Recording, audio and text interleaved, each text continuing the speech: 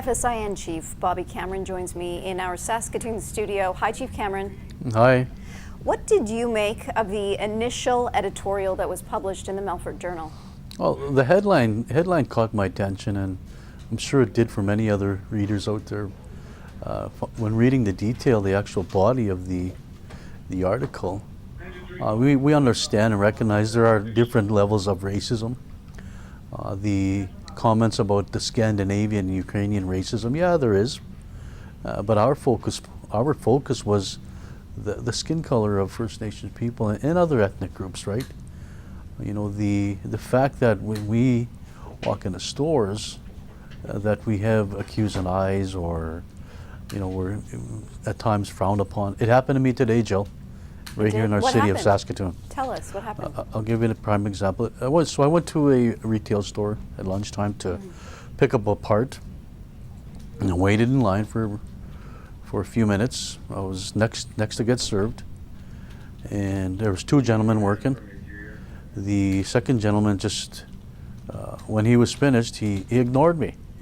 He ignored me, and he served the customer behind me, which happened to be a non-First Nations gentleman. You know, when I'm looking at him, I just thought, what are you doing here? I've been waiting in line almost 10 minutes, and you completely ignored me. That's a form of racism. Do you think Saskatchewan is a racist province? Well, I'd say there's parts of our province have definitely that attitude, but so do other provinces, right? I mean, we live here, and that's you know, that's our focus. So the clarification letter came out after the initial editorial was posted. Would you say that the clarification letter offered clarity to you? Well, I mean, for him to take his comments down and apologize, at least it was a start. It didn't answer, there was no clarification for myself, because he still made those comments, and the only reason why he took it down is that he felt a barrage of attacks towards him, so he took it down. I reached out to this individual and the mayor of Melfort that, you know, we can work together and address these incidents from decreasing. Did you hear anything back from the mayor or from Mr. Wiseman? Not yet. So we are sending some correspondence out today, and we'll be given a copy of the MOU on the elimination of racism with Mayor Rob Hundaby and Michael Vaugier, the City of Regina, to see how we can do this together in the town of Melfort. So you wouldn't say then that there is an understanding from Mr. Wiseman about why the initial letter was being called ignorant and shocking? Yeah, well, I mean, there's going to be different opinions and perspectives on his comments, and ours was, obviously it caused some frustration. I mean, in the city of Melfort, where the surrounding First Nation communities spend their money, you know, and you know, they contribute to the economy of Melfort. It's not too hard to ask, you know, towns and cities for respect. I mean, it's just certain pockets where it gets a little ugly, it gets a little heated at times. What pockets are those? Well, I mean, North Battleford one, right? North Battleford for one. I mean, we got the upcoming Bushi case. The trial dates have been set. The 1-year anniversary feast is happening. I mean, that's one of them. I mean, we look at the City of Regina just recently, Mr. Capo and the way he was treated and accused of stealing a chainsaw. I don't know if you remember the gentleman, but Cameo took it upon himself for a number of years to clean the environment. I mean, here we're talking about a guy who picks garbage in the highways, in the ditches, so that all motorists that are using that highway number 1 are enjoying a clean road. He did it for everybody. And for him to be mistreated the way he was from that employee at Canadian Tire caused a big alarm, and we understand the employee has now been terminated, and a potential apology and meeting from the Canadian Tire store owner is in the works, so we'll wait to see how that happens. How would you explain to Mr. Wiseman or anyone who asks the question that was asked in the title of that article, When will it end? When will it end? Well, I don't know if it'll ever end, but we can certainly do our best to decrease it, right? You know, we have to really target the children. You know, we're all born into this world with an innocent mind, innocent spirit.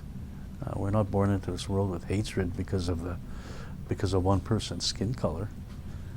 You know, so we're certainly going to target the audience of the younger generation and next generations, and hopefully together we decrease these incidences from happening again. Do you think the idea of privilege or our own biases is understood enough in Saskatchewan? Yeah, I mean, you know, I look at the word privilege. What does that mean? It's a privilege to wake up every single morning and see that sunshine. It's a privilege to have a nice meal in your home. It's a privilege to be able to walk on our own two legs. What's privilege, right?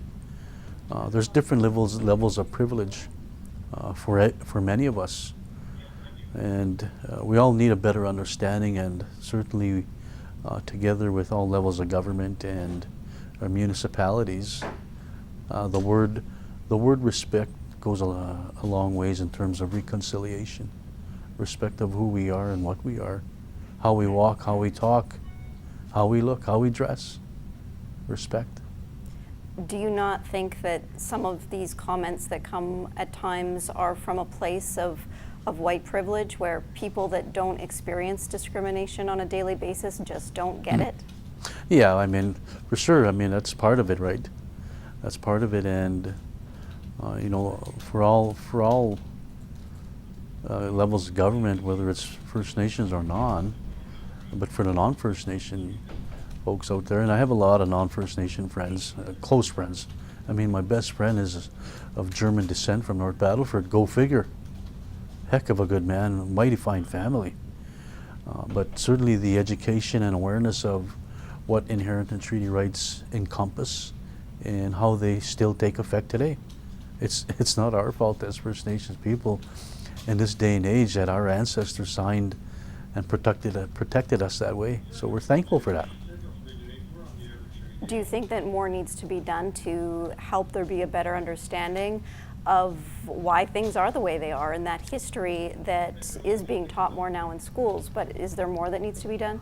Yeah, there definitely more has to be done in the daily school curriculum. More dedication, more focus of First Nation tradition and protocols, the inherent and treaty rights aspects, the positions, the perspectives from hunting, fishing, trapping, gathering. But here we live in a province where there are thousands and thousands of hunters, and even that in that sector it takes an ugly turn. No, go ahead. Sorry, do you think that the sentiment that was expressed in that original editorial is isolated, or do you think that's a widespread sentiment in Saskatchewan? Oh yeah, for sure. I mean, I wouldn't say widespread, but certainly there are others that share his position and his message. Some more uglier, some more less moderate. You want to call it that? Thanks for your time today, Chief Cameron. I appreciate it. Thank you, Joe.